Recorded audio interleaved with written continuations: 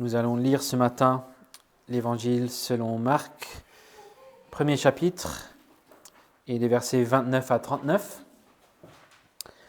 Et c'est à la page 1116 dans les Bibles de l'Église.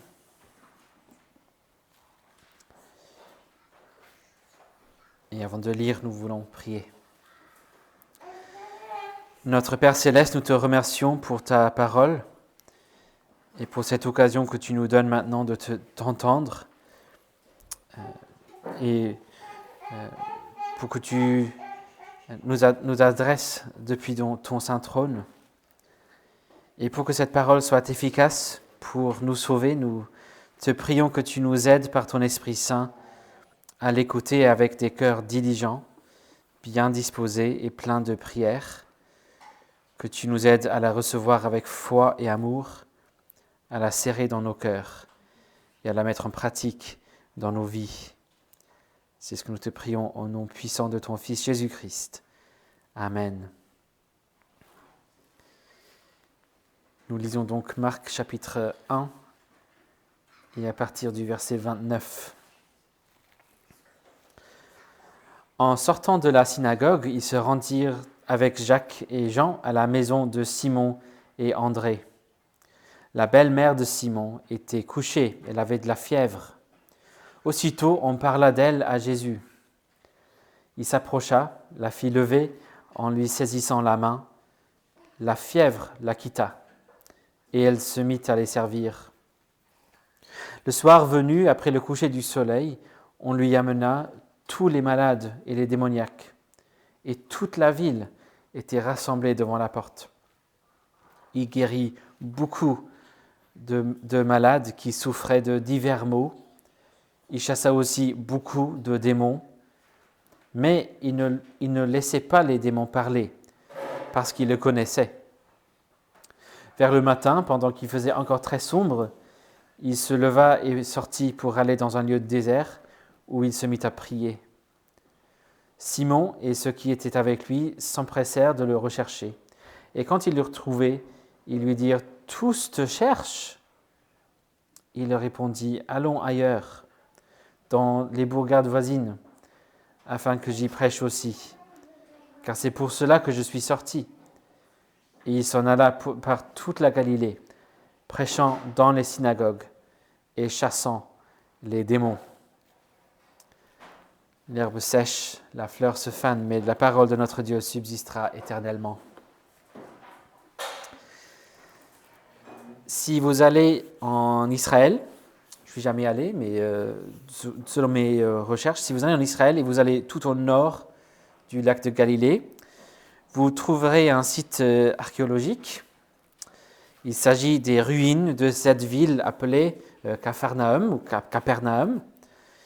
Et au milieu de ce site, vous verrez un grand bâtiment moderne, construit en fin du XXe siècle, je pense que terminé en 90. C'est un grand bâtiment octogonal sur pilotis, et on peut voir les ruines qu'il y en a en dessous de ce bâtiment. Et en fait, au centre de ce bâtiment, le sol, c'est en verre pour permettre de voir les ruines en dessous. Et ce bâtiment reçoit beaucoup de visiteurs. Le bâtiment s'appelle la basilique Saint-Pierre de Capharnaüm.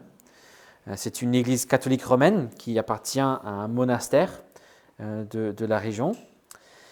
Et quand on regarde les ruines en dessous de cette basilique, on voit que c'était aussi un bâtiment octogonal. Hélas, en fait, c'était une église byzantine, mais elle construite au 5e siècle plutôt qu'au 20e. Cette église a été découverte par des archéologues dans les années 60, je pense, du XXe siècle. Ces archéologues ont aussi découvert que les ruines d'une synagogue à 2 pas de cette structure. Et puis en dessous des ruines de cette église, donc l'église du 5e siècle, ils ont pu trouver des ruines d'une autre structure. Ils ont pu constater qu'avant d'être une église, c'était une maison.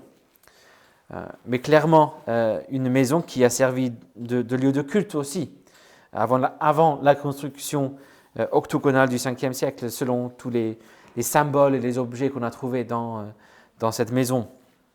Clairement, cette maison est devenue très importante pour les chrétiens de l'Église primitive. Il est donc très très probable qu'il s'agit de la maison de l'apôtre Pierre, appelé Simon ici. On va le voir recevoir le nom de Pierre plus tard.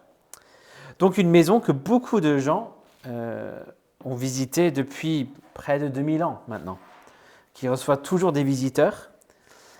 Et qui sait, c'est peut-être ce samedi soir mentionné dans le passage que nous avons sous les yeux ce matin. C'est peut-être la toute première fois que cette maison a été assaillie par une grande foule qui cherchait Jésus. Qui sait? Mais avant tout cela, rappelons-nous que c'était tout simplement une maison familiale. Si c'est bien cette maison-là, il semble qu'elle était assez grande, plusieurs pièces, et ce serait normal parce qu'on voit qu'il y avait Simon qui habitait, Simon qui sera appelé Pierre plus tard, lui avec son épouse, et peut-être des enfants, qui sait, on ne sait pas. Il y avait la mère de son épouse qui habitait là aussi. Clairement, au verset 29, son frère André y habitait aussi. Et de plus, il semble assez probable que c'était là où habitait Jésus depuis son déménagement de Nazareth à Capernaum. Quand la foule va chercher plus tard, va chercher Jésus, ils ne cherchent pas une autre maison qui serait celle de Jésus. Ils savent qu'il est chez Simon. Et donc, probablement, il était logé là-bas aussi. Comme j'ai dit, c'est vraiment à 2 pas de la synagogue de la ville. Et donc, dans ce passage, on quitte la scène impressionnante de la synagogue où Jésus a laissé tout le monde bouche bée face à l'autorité avec laquelle il enseignait la parole. Et aussi le fait qu'il a corroboré cette autorité divine par le fait de chasser le démon d'un homme possédé qui était présent. On quitte tout ça. On quitte aussi les nombreuses conversations par lesquelles la renommée de Jésus se répandait dans toute la région. Donc on a vu ça dans le verset 28. On trouve la simplicité d'une maison familiale un samedi après-midi, un sabbat après-midi. On est encore ce même jour du sabbat. Donc Jésus et ses disciples viennent tout juste de quitter la synagogue. Ils traversent la rue à peu près pour arriver à la maison de Simon pour se reposer, pour manger sûrement pour le reste de la journée. Ils s'attendaient forcément à un sabbat après-midi assez tranquille. Cependant, une fois à la maison, Simon apprend que sa belle-mère est malade. Elle a une fièvre. Dans l'évangile de Luc, il précise que c'était une grande fièvre. Marc dit simplement fièvre. En tout cas, c'est jamais agréable avoir une fièvre. Et à l'époque, il y avait des fièvres qui pourraient être vraiment dangereuses. Marc ne nous dit rien concernant ce que ses disciples savaient concernant Jésus avant ce moment-là, à part ce qu'ils viennent de voir à la synagogue. Jean nous donne quelques détails de plus, mais on ne sait pas exactement ce que les disciples croyaient concernant Jésus. Clairement, ils étaient prêts à le suivre, mais après avoir constaté l'autorité dont il avait fait preuve ce matin-là à la synagogue, non seulement par l'exorcisme, mais surtout par son enseignement, c'est clair qu'ils ont compris que ça vaut le coup d'aller frapper à la porte de la chambre de Jésus par rapport à cette situation. Qui sait ce qui pourrait se passer? Mais ça vaut le coup d'aller dire à Jésus. Donc au verset 30, on parla d'elle à Jésus. C'est toujours un bon réflexe à développer, quelle que soit la circonstance, même quand on ne voit pas du tout ce que Jésus pourrait faire, ce qu'il voudrait faire. C'est toujours bien d'aller en parler à Jésus. Jésus vient, il prend sa main pour la faire lever, il saisit sa main.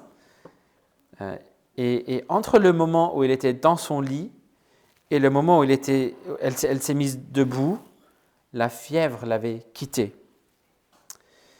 Et quand on dit quitter, elle a vraiment complètement quitté.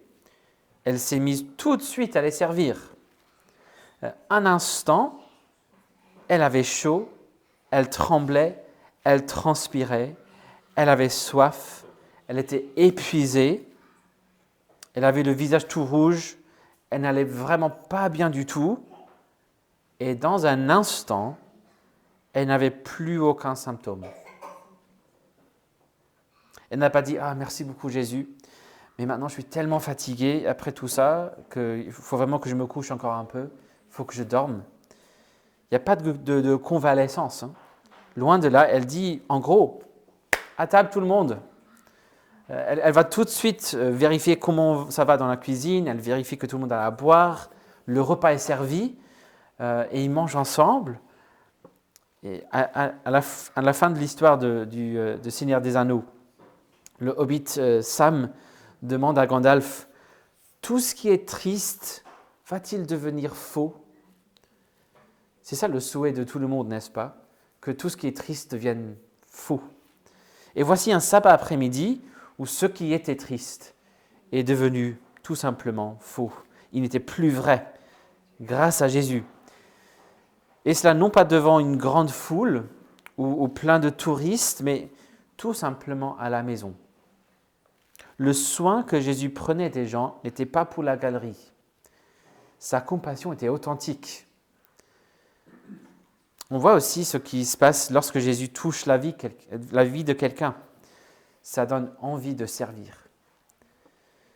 Servir Jésus, oui, mais aussi servir les siens, son peuple, l'Église.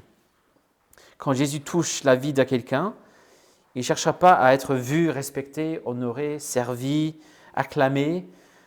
Il se mettra tout simplement, tout tranquillement, à servir, même si c'est juste à la maison. Entre-temps, visiblement, l'épisode à la synagogue a fait parler, comme Marc nous a dit au verset 28. Et toute la ville a eu la même idée que Pierre. Tout le monde connaît quelqu'un qui vit une épreuve sérieuse, qu'elle soit naturelle, c'est-à-dire une maladie, ou surnaturelle, donc un démon. Et vu l'autorité dont il a fait preuve à la synagogue, tout le monde a la même idée. Et si on allait en parler à Jésus?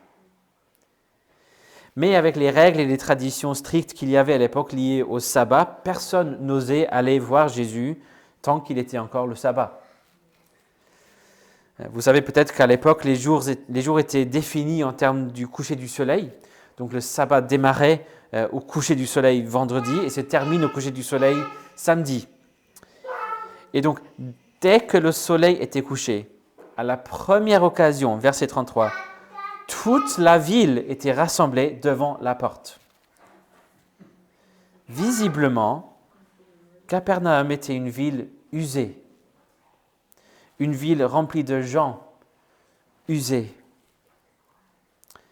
Mais après ce qu'ils ont vu et entendu à la synagogue, clairement ils se sont demandé, est-ce possible que cet homme représente l'espoir dont j'ai désespérément besoin?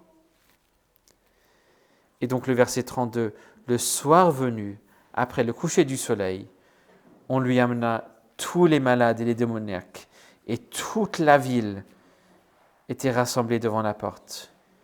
Il guérit beaucoup de malades qui souffraient de divers maux. Il chassait aussi beaucoup de démons. On ne sait pas du tout combien de gens ça représente. Marc dit tout simplement beaucoup de malades et beaucoup de gens possédés par des démons. Mais toute la ville était là. Ça fait vraiment beaucoup de gens souffrants. Beaucoup de familles qui auraient passé toute la journée au moins, qui sait combien de jours, de semaines, même des mois et des années avant cela, dans l'anxiété, l'angoisse, par rapport à leurs proches qui souffraient ces divers maux et ces démons. Et là, tout d'un coup, c'était fini. En une soirée, pour beaucoup de gens, pour toute la ville, ce qui était triste est devenu faux. Et sûrement toute la ville se serait posé la question, un peu comme avant, mais qu'est-ce que c'est que ça? Comme à la synagogue, mais qui est cet homme qui fait ces choses? Et il y avait deux moyens possibles de découvrir la réponse,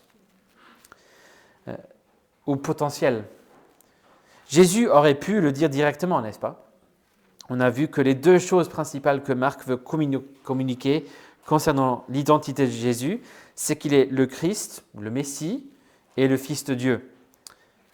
Mais s'il avait dit tout de suite qu'il était le Christ ou le Messie, il aurait dit dans un contexte où il y avait plein de mauvaises compréhensions de ce que ça voulait dire. À l'époque, ils avaient surtout l'idée que le Messie serait un personnage politique, puissant, même militaire, venu pour vaincre les Romains. Et s'il avait utilisé le titre Fils de Dieu, soit ils auraient compris qu'il se proclame roi de la nation, encore d'une manière principalement terrestre et politique, soit il l'aurait accusé de blasphème. Ce qui se passe dans d'autres épisodes, dans l'évangile de Jean surtout. Il se dit fils de Dieu, il se dit donc égal à Dieu. Donc on verra que la priorité de Jésus, c'est de laisser les gens découvrir et apprendre au fur et à mesure. L'autre moyen potentiel pour découvrir qui il est, l'autre source possible, c'était les démons. C'était les seuls autres à savoir vraiment qui c'était. Parce qu'ils savaient exactement qui c'était. Et justement, ce n'est pas pour rien qu'il y avait beaucoup de démons à chasser où Jésus allait. Comme j'ai noté la semaine dernière, même si Jésus a gagné la guerre, il n'empêche que les démons vont tout faire pour gagner chaque petite bataille qu'ils peuvent. Et comme on a vu aussi, même s'ils ont raison, même s'ils pourraient produire la théologie systématique la plus précise et juste qui soit, et soyons clairs, ils pourraient le faire très facilement, mais ce n'est pas pour autant que Jésus va les autoriser à parler. Il ne veut pas baser sa crédibilité sur le témoignage de démons, même quand c'est vrai.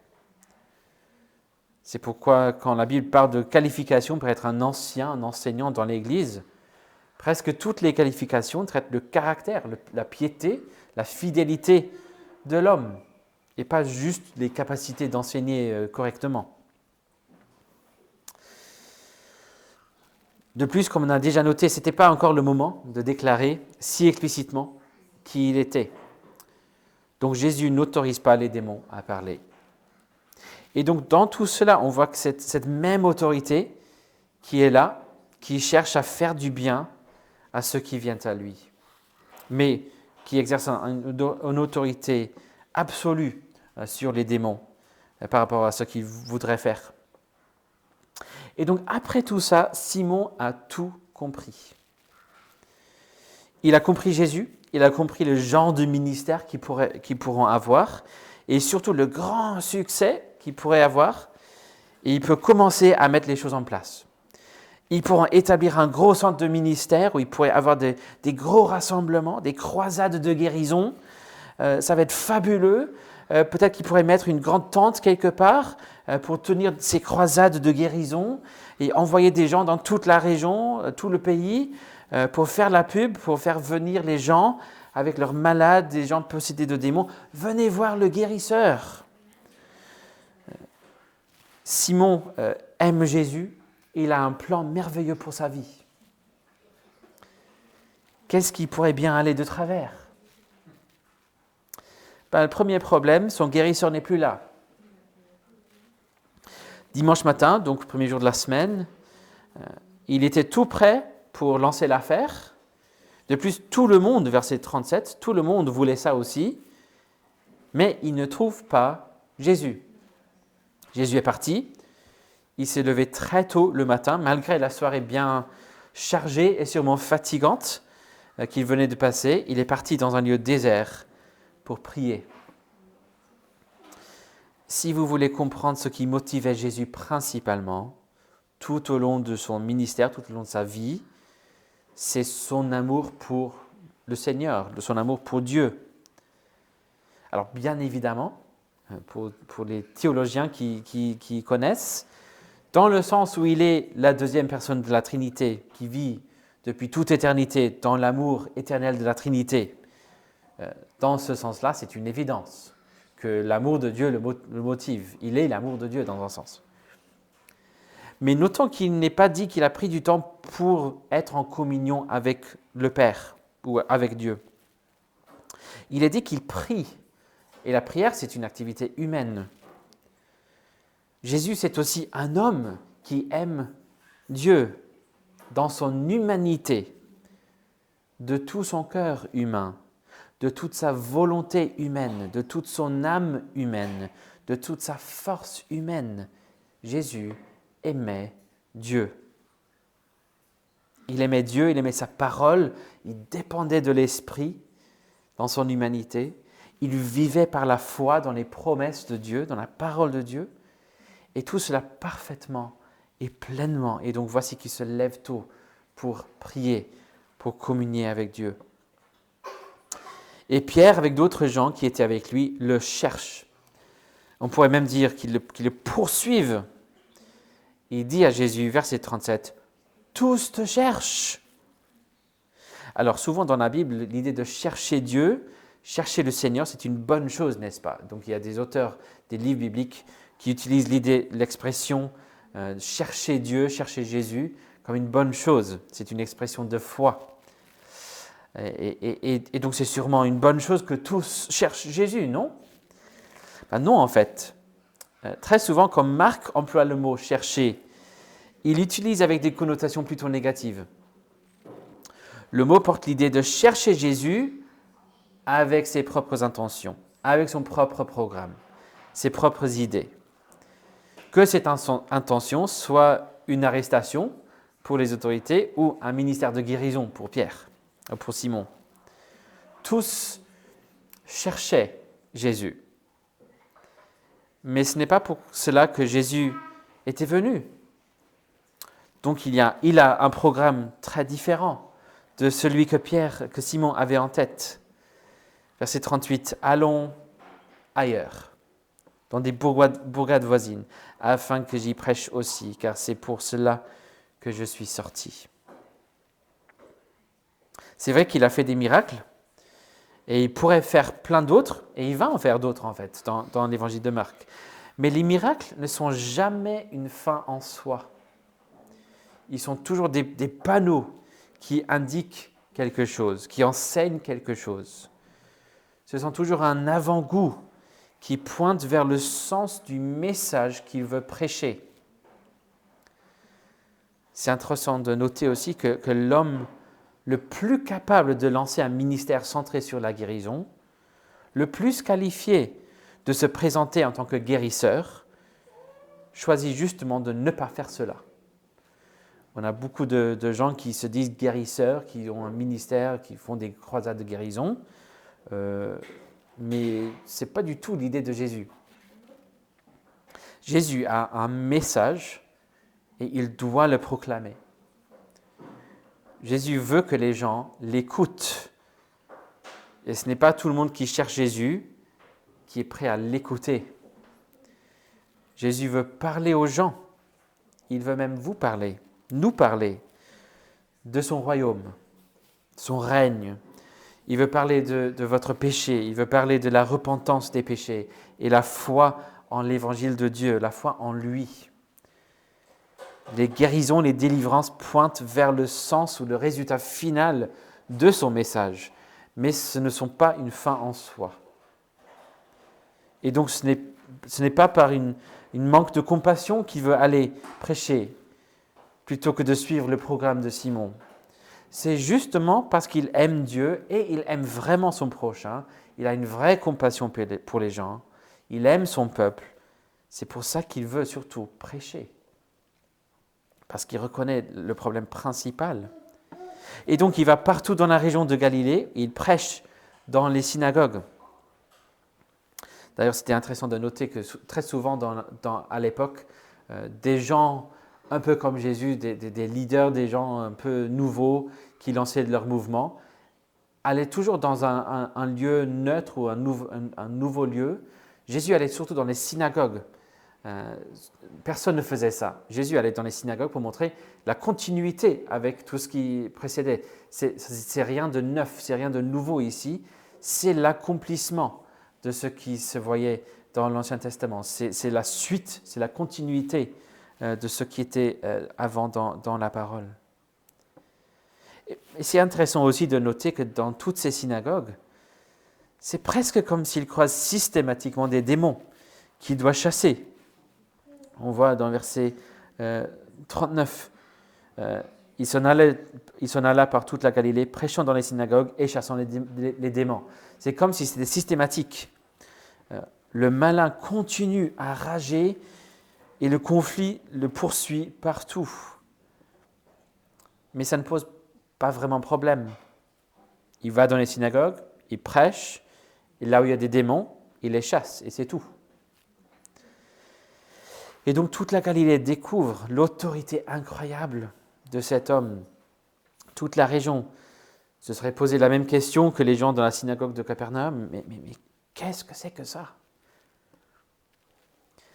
Alors, pour résumer, la leçon que l'on doit retenir ici, que dirons-nous? Alors, c'est que Jésus a le pouvoir et le désir de tout changer et de tout restaurer, mais il le fera selon son propre plan et en son temps, en tant que prophète et roi. Jésus a le pouvoir et le désir de tout changer et de tout restaurer, mais il le fera selon son propre plan et en son temps, en tant que prophète et roi. Et la question que l'on doit se poser tous, c'est: suis-je prêt à écouter Jésus plutôt que de le chercher? Chercher dans le sens de Marc. Chercher avec mes propres intentions, mon propre programme, mes propres attentes par rapport à ce qu'il fera pour moi. Suis-je prêt à laisser tout ça de côté pour le suivre, pour lui faire confiance, tout simplement? Suis-je prêt à l'écouter? Suis-je prêt à écouter cet homme qui marche le chemin droit préparé pour lui par Jean, le chemin qu'il marche depuis son baptême en portant mes péchés par son amour parfait pour Dieu? Le chemin qui le mènera à la plus grande souffrance qui soit, pire que toutes les souffrances qu'il a guéries cette soirée-là. Plus angoissante que toute l'angoisse qu'avaient vécue les familles de Capernaum. Et tout cela pour que non seulement un seul élément triste de nos vies, mais tout ce qui est triste puisse enfin devenir faux une fois pour toutes. C'est ce qu'il a garanti par sa mort et sa résurrection. Suis-je prêt donc à l'écouter concernant son règne, son royaume, son autorité? Suis-je prêt à l'écouter concernant mon péché et son appel à croire en la bonne nouvelle, à me confier entièrement à lui, quel que soit le programme qu'il a? Alors vous avez encore le temps. C'est toujours possible de dire oui. Vous avez encore le temps maintenant d'abandonner vos programmes, vos intentions que vous avez pour Jésus, pour vous soumettre à son programme, à son règne. Alors tout simplement, écoutez, repentez-vous, croyez en la bonne nouvelle, croyez en Jésus-Christ, confiez-vous à lui entièrement, à la gloire de son nom. Amen. Prions.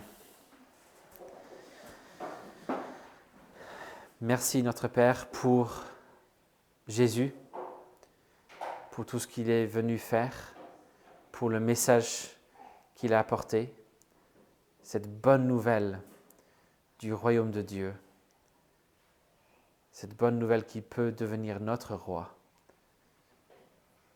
Merci parce qu'il est venu nous parler de nos péchés. Ce n'est jamais agréable, mais on reconnaît qu'on avait vraiment besoin de ça. On a toujours besoin de ça. Donne-nous de l'écouter alors.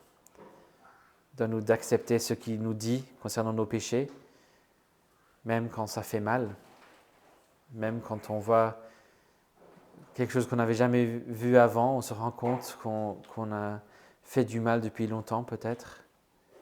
Donne-nous d'accepter sa parole, donne-nous de nous repentir, donne-nous de nous soumettre à lui et d'accepter son programme, son règne sur nos vies. À la gloire de ton nom. Amen.